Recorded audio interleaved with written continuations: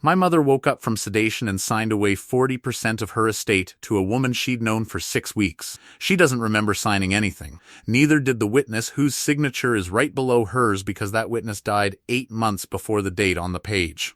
I'm David Okonkwo Reyes, 46, an architect in Charlotte. My mother, Pearl, 79, had a hip replacement in February that should have been routine. It wasn't because of an infection that kept her in a rehab facility for 11 weeks instead of 3.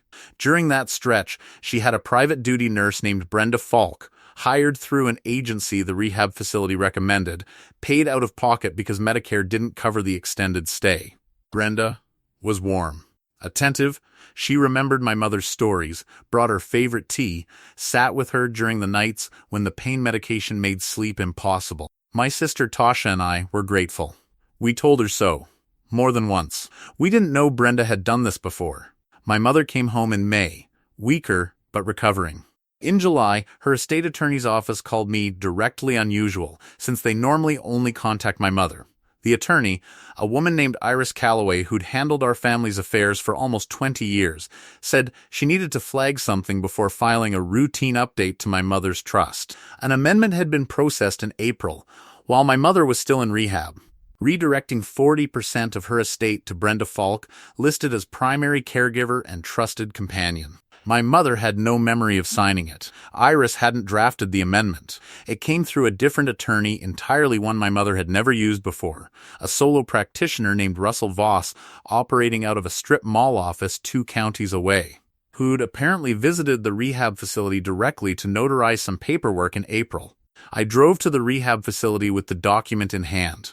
The administrator, after some resistance, pulled visitor logs. Russell Voss had visited twice in April, both times during the exact window my mother was on her heaviest pain medication, post a minor surgical revision. The days she later told me she barely remembered at all. The witness signature on the amendment belonged to a woman named Carol Whitfield. I found Carol's name 15 minutes later on an obituary from the previous September.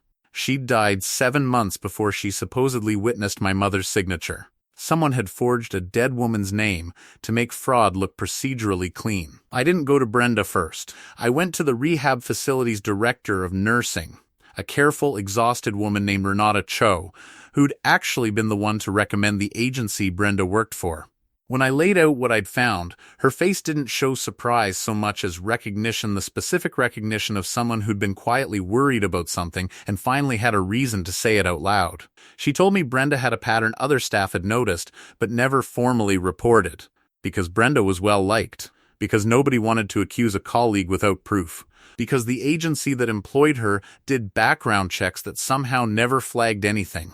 Renata gave me one name, a former patient's son, a man named Gerald Patel, whose father had been in the same facility 18 months earlier under Brenda's care and who'd left abruptly after a family dispute nobody on staff fully understood. I called Gerald that night. His father had passed 4 months after discharge. Before he died, he'd quietly changed his beneficiary designation on a life insurance policy, naming Brenda Falk's adult son, not Brenda directly. A detail clever enough to avoid the obvious red flags an estate attorney might catch. Gerald hadn't pursued it. He'd been grieving, exhausted, and the amount wasn't large enough to justify what he assumed would be an expensive, humiliating legal fight against a woman everyone at the facility still spoke of fondly. 2 patients, 2 quiet redirections of money, 1 nurse, 1 rotating cast of facilitators, an agency that didn't ask questions, a notary attorney willing to backdate paperwork, and, apparently, a habit of using slightly different beneficiaries each time to avoid an obvious pattern showing up in any single record search. I didn't confront Brenda.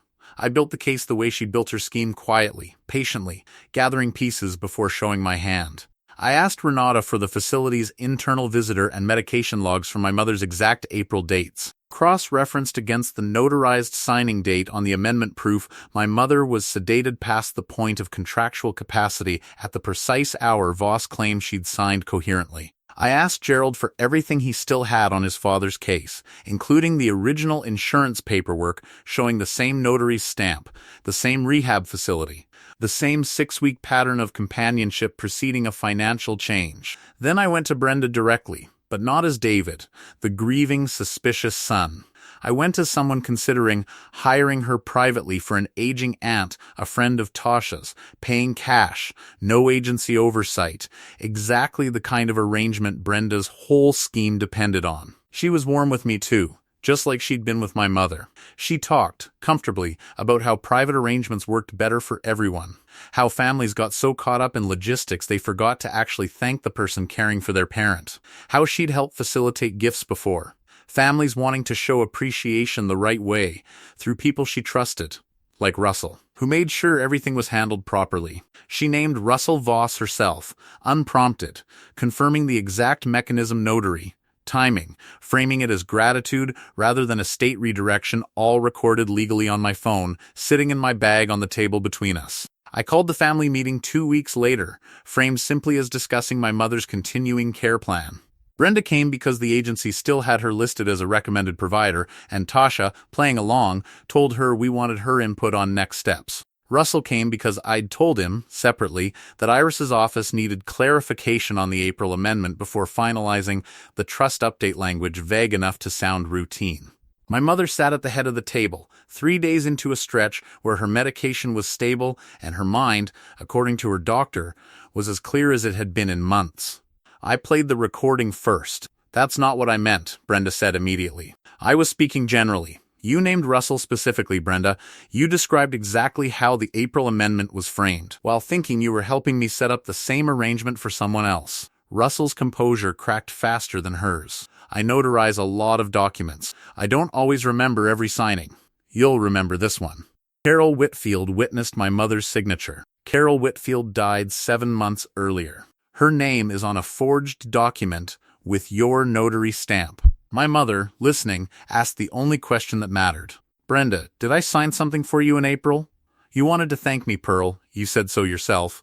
I don't remember saying that. I don't remember signing anything in April at all. That was the moment the room understood exactly what Brenda had spent 11 weeks building, not a friendship. A window of vulnerability she'd learned to recognize and exploit with practiced precision. I didn't need to say much else. Iris's office formally voided the amendment on grounds of diminished capacity and forged witness attestation, both independently provable through facility logs and Carol Whitfield's death certificate. Gerald, hearing what happened to my mother, finally agreed to revisit his father's case, giving investigators a second documented pattern instead of one isolated incident, exactly the kind of corroboration that turns a civil dispute into a criminal fraud investigation. What happened after wasn't immediate, but it was complete. The agency that employed Brenda dropped her once the facility's internal report reached them, closing off her access to future private placements through that channel. Russell Voss faced a bar complaint for the backdated notarization and forged witness signature, a violation serious enough that his temporary license suspension came before any trial even started. Brenda lost both pending estate redirections, my mother's and the partial claim she'd still been quietly pursuing through Gerald's father's policy, once his estate's insurer reopened the beneficiary dispute using the matching pattern as evidence. My mother added a clause to her trust afterward, one Iris suggested.